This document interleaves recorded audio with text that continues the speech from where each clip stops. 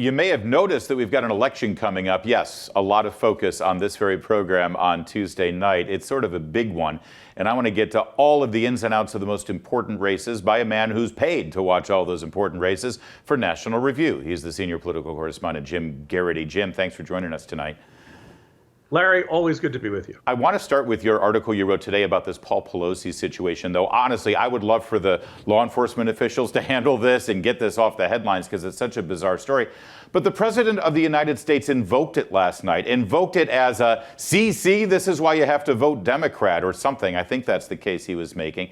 But you really dove into this and showed how multiple systems that should have been in place to keep this horrific crime from happening fell apart and really failed. Walk us through a bit of a thumbnail of this, because it's great reporting. Sure. I mean, much like you, at this time of year, I'm usually covering campaigns and elections, and in my morning newsletter planned on writing about it. But last night, President Biden gave this national address. And his theme was very much that what happened to Paul Pelosi was an extension of January 6th. And beginning with this fact that this is a terrible event, never should have happened. Paul Pelosi, there's no justification for this sort of thing. This attacker is an absolute nut job and one who deserves to be prosecuted to the fullest extent of the law. But this is also a story of government failing to do its job. Most notably, the attacker was an illegal immigrant. He entered on a legal visa. Just this morning, I think it was the CBS correspondent who reported that he entered in 2008. Jeez. This is the final year of the George W. Bush administration. It was on the sort of like a tourist visa, the sort of thing where he was allowed to be in the country for 180 days. It is now the year 2022, and at no point in that time did he run into anyone for Immigration and Customs Enforcement. In the indictment, the FBI said that they had found IRS documents in his address when they searched his residence. This indicates that the attacker was on the radar of the IRS. He was not on the radar of Immigration and Customs Enforcement. And oh, by the way, yes, the community he lived in, California, was a sanctuary city. And in fact, the city council had voted to ensure that no city contractors would ever cooperate with Immigration and Customs Enforcement. Mm-hmm.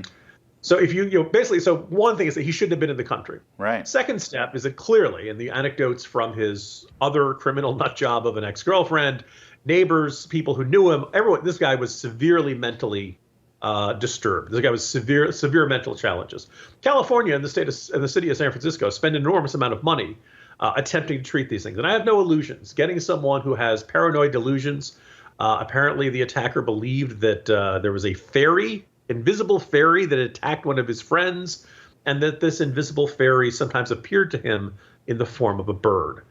He also believed that he was Jesus for a period of time. So we're talking about somebody whose alphabet does not go all the way to Z. I have no illusion. This is the sort of thing that usually requires heavy medication, usually requires possibly involuntary confinement. As far as we know, and this has been several days now, quite a few folks digging into his background, right. He was never treated in any mental health program, state-run, private, anything like that. And Jim, sadly, in the state of California, residents of San Francisco and Los Angeles and pretty much any major city in that state, they're used to this. They see people who should be treated for mental health problems living on the streets and acting erratically on a daily basis. What brings this up even one more level of incompetence and failure is that this is the house of the Speaker of the House of the United States. We're supposed to have security protocols in place. Didn't we have some level of security protocols in place? Oh, yeah. I mean, from the very beginning of this story, people saw the news footage and photos showing security cameras outside the house, and they've said, well, why didn't somebody see this, him breaking in? What's going on here? And it appears that the U.S. Capitol Police has issued a statement that they were not monitoring the cameras. They only monitor those when Nancy Pelosi is in that residence. She was back in Washington. So apparently no one was watching those monitors. Yeah. Now, they say they don't have enough of a budget. They say they don't have enough manpower. I think it's reasonable to say that if someone from the U.S. Capitol Police had been monitoring those security cameras and they saw somebody breaking in, even if there was no U.S. Capitol Police on site, that they would have instantly called San Francisco City Police and say, hey, you better get somebody over there very quickly. Right, yeah. That didn't happen. And so here's 3 different government agencies that had a role in protecting the public from people like this attacker that really did not do their jobs. And to me, that's the story here, or this is a very relevant one. Now, for obvious reasons, lots of people don't want this to be a story of government failures. because then you might say, well, people in government, you have to do a better job. So unsurprisingly, President Biden has said, well, yes, really, this is about January 6th. Really, this is about a threat to democracy. Really, this is about why you shouldn't vote for Republicans. And in a nutshell, Biden's message last night was, in order to preserve your right to vote for the candidate of your choice, you have to vote for the candidate of my choice. Right. That's a great point. And if you use the democratic process to vote my party out, then that's the end of democracy or something.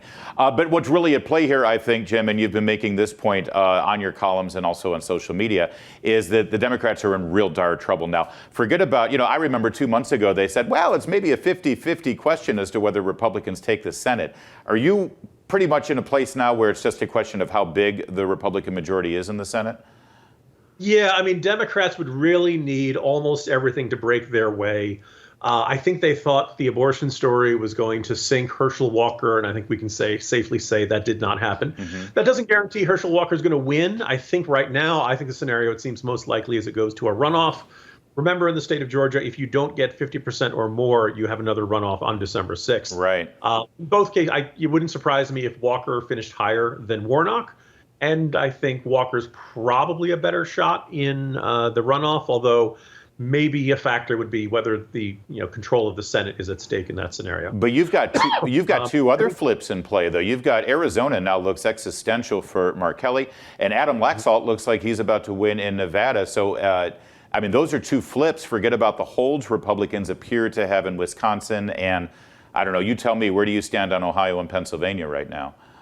Sure. Ohio, I think, is pretty darn safe for Republicans. I think Tim Ryan had a very good summer. He largely had the airwaves to himself. There were a whole bunch of polls that had him up, not by a lot, but by a couple of points. J.D. Vance went on the airwaves, took a small lead, and he's had a small, 1 percentage point to about 4 percentage point lead most of the fall and autumn, most of the late summer and autumn. Would you prefer to see a Republican up by a bit more? Maybe. Governor Mike DeWine is going to win re-election by a wide margin, maybe in the 15 to 20 point range. But I think Vance is fine. Pennsylvania, as you mentioned, I'll be honest, I thought the debate could not have gone worse for John Fetterman. I thought that was really good news for Mehmet Oz. One poll has Oz up by a bit today. There are other polls. There certainly does not appear to have been a dramatic change in the race. Yeah. After that debate. And I do think that Oz probably has, I would say, a tough ceiling, maybe 51, 52%. I don't, he went into this with a variety of challenges. He was, I think a lot of people I know said when they heard when he was running for Senate, thought he was running as a Democrat because he was Oprah's doctor and, right. Connected in Hollywood and all that stuff. I think he's run a much better campaign as it's gone on. But I think there are a bunch of Democrats who look at Fetterman and don't care that he had all of the glaring problems on on that debate stage. Yeah. You mentioned Nevada. I think that one's the only thing that's got me a nagging doubt there is that Democrats have a history of overperforming their final polling averages in that state. The unions are good. Harry Reid used to have a political machine. All of that might help them a little bit. But between all of those and Don Bolduc up in New Hampshire is he's up against a very vulnerable incumbent in form of Hassan, and that's in a lot of these cases, Republicans just need one or two to fall their way, and they have a Senate majority. And you made the point, Democrats need it all to fall their way. We'll leave it there. Jim Geraghty will continue to follow your coverage of this election leading right up until Tuesday, and if you're right about all that, I'll buy you a drink. More to come on O'Connor Tonight.